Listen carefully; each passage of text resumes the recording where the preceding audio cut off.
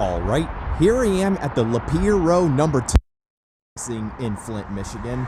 Now this rail crossing right here and this video is rather a special one because this video actually marks my 100th crossing tour video ever made. So yes, that's right guys. So for my 100th crossing tour special, I decided to revisit one of the very first railroad crossings I have ever toured, like ever. Now technically, the first crossing I ever toured was actually the one at Crossroads Village at the Huckleberry Railroad, but the thing is though, I don't feel like that's totally official, but this right here is actually my first rail line freight railroad crossing I've ever toured, owned by the C.N. Flint subdivision, as you can see. And if you guys remember, this crossing is also right next to the Eastern Michigan Food Bank and the ABC 12 headquarters. So how I titled that video was like, you know, ABC 12 headquarters railroad crossing tour. And if you guys notice, I am currently recording on a brand new setup with a shotgun mic and everything, so my voice may be a little bit quiet because this is a directional mic, but yeah. So I guess with all that said, let's go out and get this video started. So yeah, for the first signal, this has a WRS cantilever, or a wall part incorporated cantilever. Must be a sub-brand of WRS at the time. And WRS is predated Western Coal and Haze, if you guys didn't know. And here's the emergency information in the dot number for this crossing. The dot number is 283794R. And yep. And for the mast lights, this has three pairs of Hawker and Safetran 12x24-inch, I believe these are GE uniform LEDs shoved in these. Yup, these are incandescent light heads with GE uniform LEDs in them. Them side pairs are pointing right towards the headquarters. And these are all sitting on L and W light brackets because, little fun fact guys, this crossing right here used to have L and W 8-inch lights up until 2014, 2015, I believe.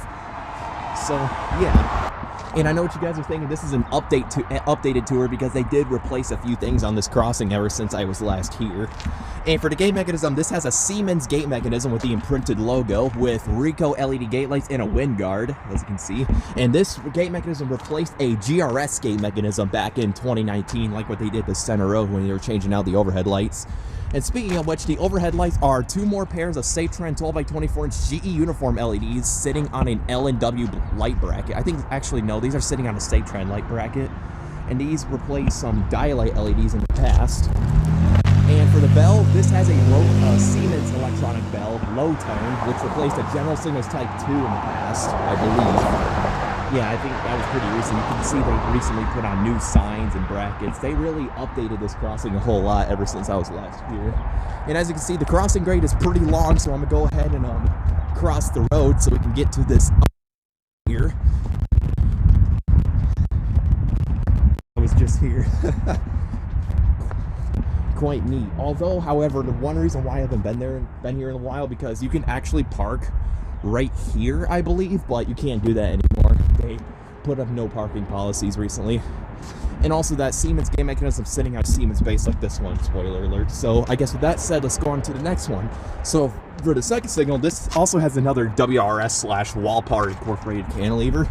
And here's the emergency information in the dot tag once again.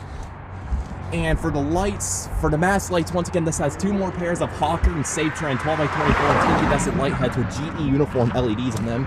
And these are also sitting on another L and W light bracket.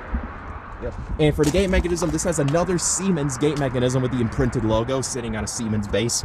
Once again, replacing another GRS gate mechanism in the past. And you can see the Western Coal and Haze badge on the gate arm. And this once again features some more Ricoh LED gate lights and a wind guard. And for the overhead lights, has two more pairs of Safetran 12x24 uniform LEDs sitting on the Safetran light bracket, which was also a recent replacement. And for the bell, this has another Siemens low-tone electronic bell, replacing another GS Type 2, or maybe this was always there. So, yeah, pretty neat stuff, I have to say. Really like the leftover L and W light brackets. So, yeah, and here's the relay case at Lapeer Road at milepost 270.8, because if you look over there, there's the milepost 270.8 defect detector with the dragging equipment detector and also the other detectors at near Court Street. So yeah, speaking of which, just take a look at the track view. Down there is heading east right towards the Kearsley Diamond. As you can see, there's the signals right here. Also heading towards East Court Street, Center Road, Genesee Road. Eventually you will end up in Davison. So, yep. And down there is heading towards Howard Avenue, Clifford Street, towards the CN Flint Bristol Yard. You can see where it curves onto Clifford Street and to the overpass and whatnot. And those crossings have been changed too a little bit. Maybe I'll retour them soon. But for now, this right here was the Lapeer Road #1, railroad crossing #1 in Flint, Michigan, right by the ABC 12 headquarters. Pretty cool to see right here. So glad that I decided to visit this crossing once again in my 100th crossing tour video special. So I guess with all that said, over and out.